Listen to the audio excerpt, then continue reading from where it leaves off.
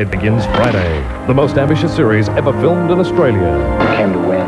8:30 Friday in a special movie-length premiere, Banjo Patterson's The Man from Snowy River. Tomorrow on Today, the relics of Pompeii, the Roman city buried under a volcanic eruption.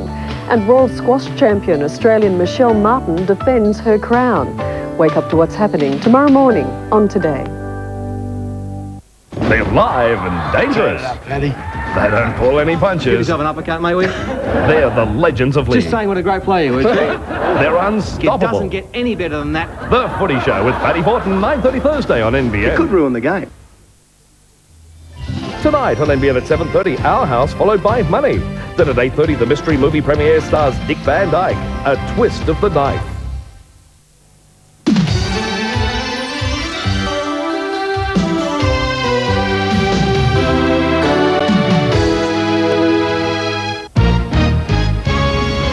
Tonight, pay rises for workers without enterprise bargaining increases. League stars face court on drugs and firearm charges, and fire emergencies cooling down along the coast.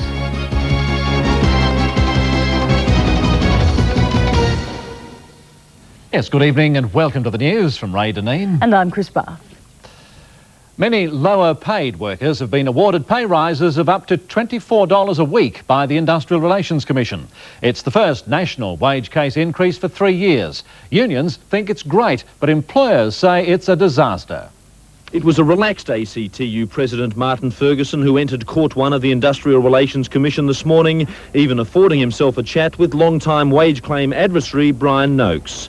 An hour later, Mr Ferguson was even happier, many of his poorer members having won a $24 a week pay rise after 3 weeks of full bench deliberations. The pay rise applies to workers who have not been able to gain pay increases through enterprise bargaining since November 1991.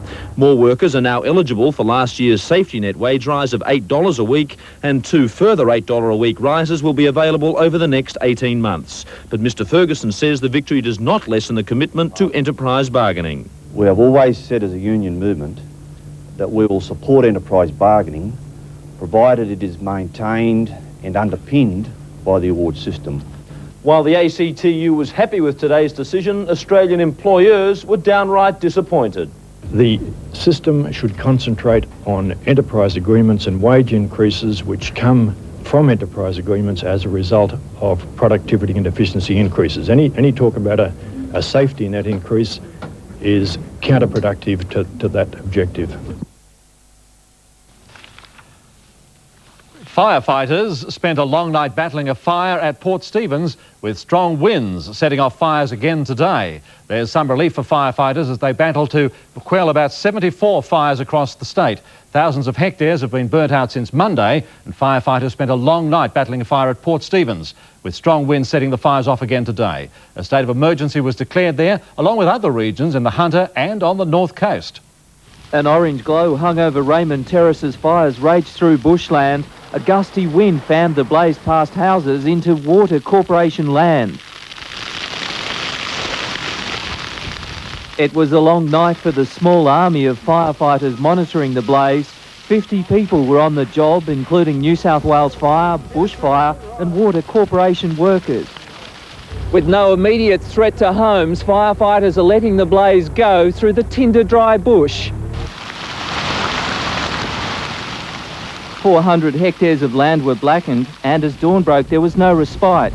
The fires sparked again, leading to the closure of Richardson Road near Grahamstown Dam, forcing traffic to turn back. The flames so intense that firefighters were warned to take special care. Remember, it's running along the edge towards you now, mate. I'll just watch your tail if I were you. Strong shifting winds made it almost impossible for the firefighters to plan their attack. Spot fires broke out hundreds of metres away. The front don't stay a front for very long, and we've got flanks becoming front, so that's the major problem we have. Tonight, the fires are expected to burn out with no threat to property, but a total fire ban should remain in force for the Port Stephens Shire for at least a month. Peter Ryan, NBN News. 2 teenage boys from Raymond Terrace have been charged with starting a fire at Raymond Terrace yesterday afternoon.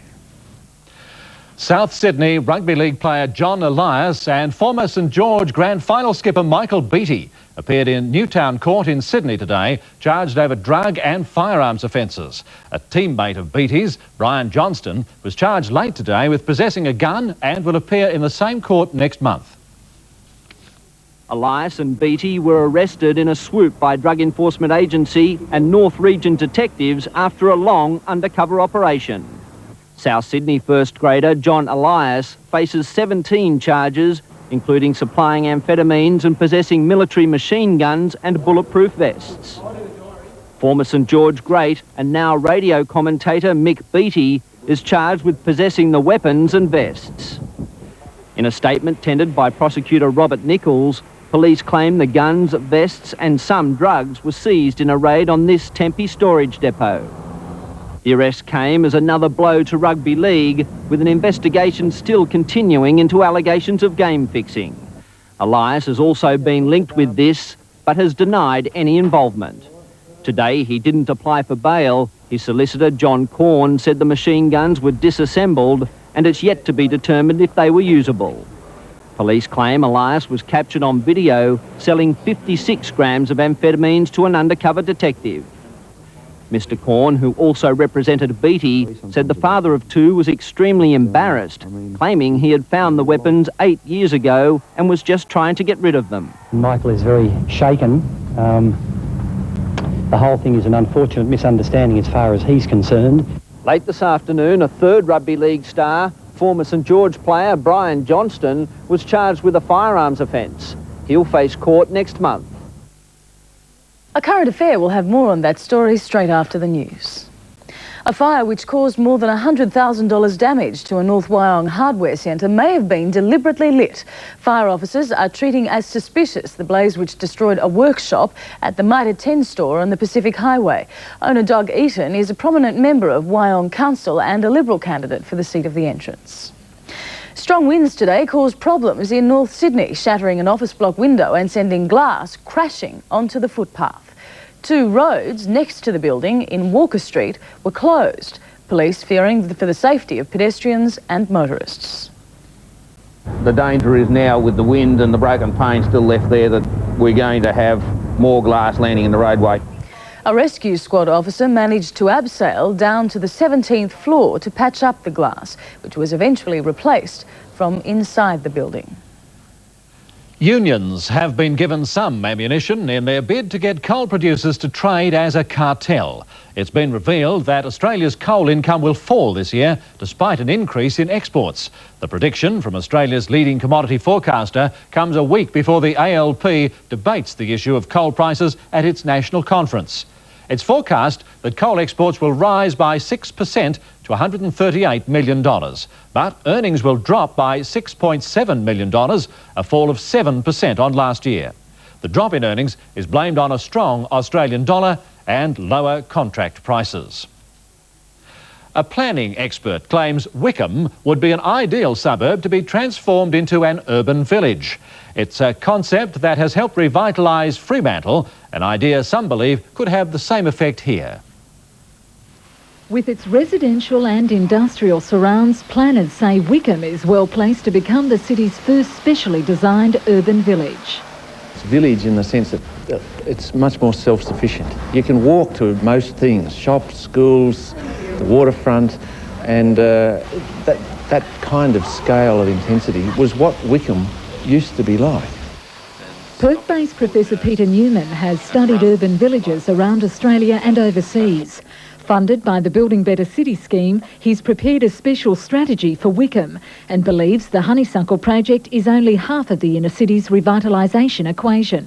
The other side of it needs also to be upgraded, where you can have strategic housing that will show that the area is upgrading, that people can invest there with confidence, and that it will become an attractive place for the future. To cope with the growing need for better transport links to Newcastle's port, Council is considering an overpass from Stewart Avenue to Wharf Road. But Professor Newman's strategy does not support the idea, claiming it would split a pedestrian-based community. Adding fuel to the rail line debate, he believes the future lies in dumping the present system, replacing it with light rail such as trams.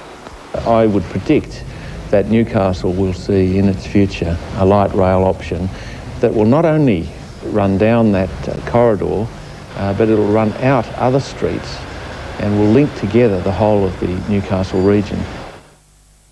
Plans to make the broke Vineyards into a tourist attraction have been rejected by Singleton Council. Graham White proposed to build 2 tourist cabins on this property on Fordwich Road, with Michael White proposing to build 4 more a few hundred metres away. 2 neighbours complained to council about the effect the developments would have on local vineyards.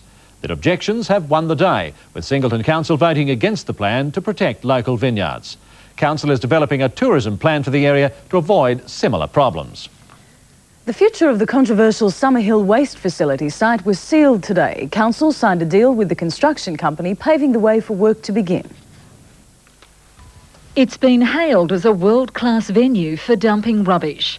20 years in the planning, Summerhill's waste management facility is designed to take the city and its garbage into the next century.